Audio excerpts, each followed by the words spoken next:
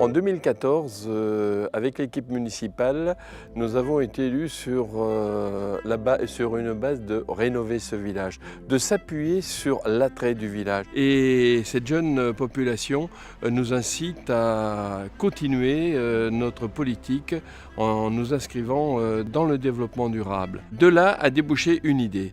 Une idée, c'est de faire un espace végétalisé pour attirer les insectes, les oiseaux. Il y a un an, il n'y avait rien, juste un petit délaissé végétalisé qui n'avait pas de vie. Et donc nous avons eu l'idée de travailler sur cet espace dans le cadre de la dynamique de Saint-Étienne Métropole sur la biodiversité. Les éléments qui composent ce jardin ont une valeur botanique axée sur la biodiversité ainsi qu'une valeur historique, accent bien sûr l'ensemble sur l'esthétique. On a aménagé cet espace vert en corrélation donc avec la mairie. On a aménagé donc avec mon collègue une spirale aromatique avec des pierres de Bourgogne. J'ai aménagé un hôtel insectes avec des matériaux de récupération, des bambous, un meuble que j'ai récupéré, donc des produits qui ne sont pas traités. J'ai fait une allée centrale avec du carrelage de récupération. Et pour donner son caractère historique, vous pouvez voir qu'il y a un wagonnet des mines ainsi que le treuil pour évoquer le travail des mineurs il y a encore 70 ans en arrière. Pour pouvoir concevoir ce projet, nous nous sommes inspirés d'un guide de gestion écologique qui nous a été vraiment bénéfique et nécessaire pour construire ce projet. Ça a vraiment bien poussé depuis mai. Ça fait plaisir. Regarde, il y a plein d'abeilles, des papillons. C'est incroyable. Hein. J'ai vu des lézards l'autre fois. Voilà, les libellules. Nous avons pour but d'étendre ce projet à un espace 5 fois plus grand en superficie. Dans cet espace, on aura donc comme ici une spirale aromatique, on aura une prairie fleurie et on aura aussi peut-être une mare. Et nous serons cette fois-ci associés à des associations, LPO Loire et l'association Arthropologia, pour nous aider à construire ce nouvel espace et impliquer les habitants à travers des chantiers participatifs.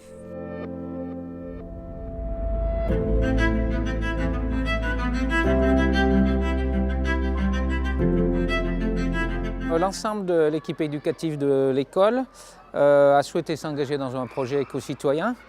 Eh bien, parce qu'on est dans un milieu très béton, goudron, et on a comme souci de développer le bien-être à l'école dans le but d'améliorer aussi les apprentissages. Aujourd'hui, notre école, c'est ça. Beaucoup de gris, du béton, il manque de la végétation. Ce qui me ferait envie, c'est qu'il y ait de l'herbe, qu'il y ait des bourdonnements d'abeilles, de la nature. Nous rêvons d'une éco-école où la biodiversité serait reine, où le cadre serait agréable et coloré. Nous sommes bien loin de notre rêve. Nous avons donc décidé de changer les choses et de créer de nouveaux projets. L'ensemble des collègues s'est réuni pour monter des projets qui concerneraient toutes les classes de l'école. Et donc en appui avec Saint-Étienne Métropole, la FRAPNA, la mairie de Saint-Étienne. La FRAPNA Loire est porteuse du volet de sensibilisation du contrat vert et bleu de Saint-Étienne Métropole, et notamment en réalisant des interventions dans les écoles, des projets pédagogiques de 3 séances. Les éducateurs de la FRAPNA Loire, intervenant dans les classes, utilisent des outils pédagogiques spécifiquement dédiés à la découverte des corridors biologiques, notamment le kit Nature sans frontières. Et après chaque intervention, nous remettons un livret qui a été spécialement conçu pour les corridors et adapté aux corridors de Saint-Étienne Métropole, et qui a pour vocation de revenir sur l'animation et sur les découvertes qui ont été faites, soit avec les enseignants, soit les élèves chez eux avec leurs parents.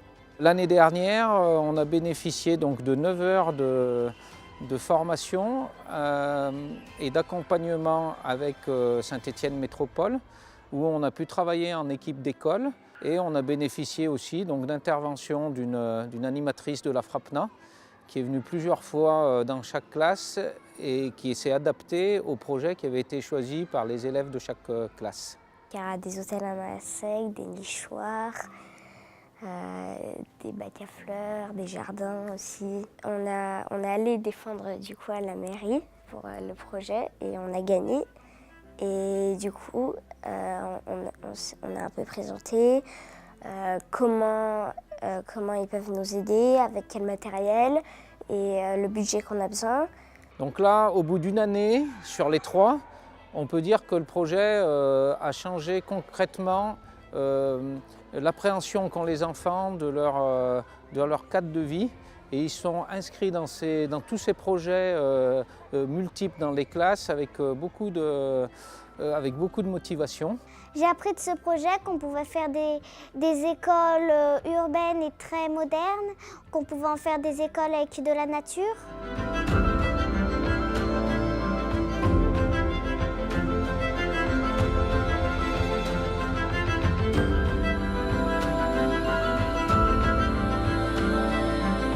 Depuis 2014, notre équipe municipale a décidé de doter la commune d'un projet global de développement durable.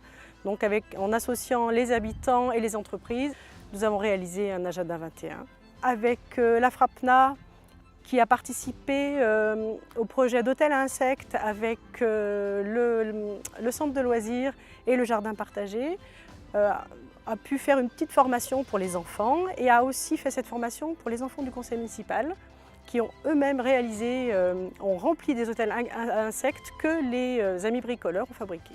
Par le biais du conseil municipal d'enfants, des idées sont apparues au niveau de la biodiversité, de l'écologie et ils nous ont donné des pistes un peu que l'on a suivies.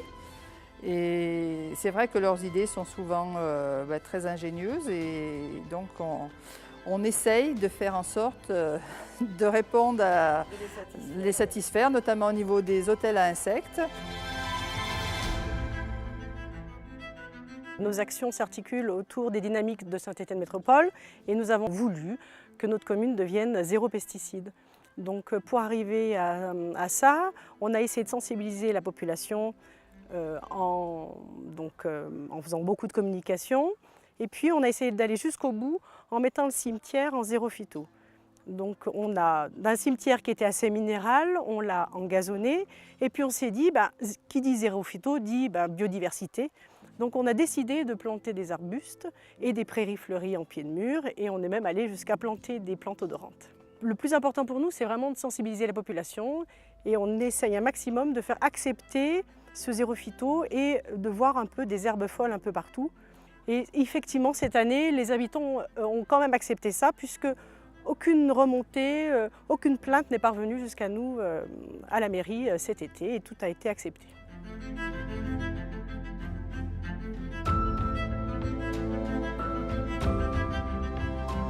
On a fait une MAEC donc en 2016 pour une durée de 5 ans. Et dans ce cadre-là, on a fait une gestion pastorale sur une superficie de 2,4 hectares. C'est des terrains qui sont très en pente, donc déjà très peu mécanisables. Donc il n'y a bien que les bêtes qui peuvent arriver à gérer ces parcelles. Donc la journée qu'on a prévue aujourd'hui, c'était d'essayer de mieux l'exploiter pour qu'il y ait un peu plus de pression par les animaux pour qu'elles se nourrissent d'elles-mêmes. J'ai d'autres mesures, donc la préservation des haies, des mares, l'entretien des mares. Bon, j'ai vu que c'était des mesures que Saint-Étienne Métropole proposait, donc on a été à 1 ou 2 réunions en formation, et puis j'étais dans les objectifs, donc j'ai dit pourquoi pas, c'est un plus pour moi. Donc ça m'apporte au point de vue technique et puis après au point de vue financier aussi. Après c'est pas négligeable. On travaille sur un aspect raisonné et puis voilà. Pourquoi aller faire des frais peut-être supplémentaires?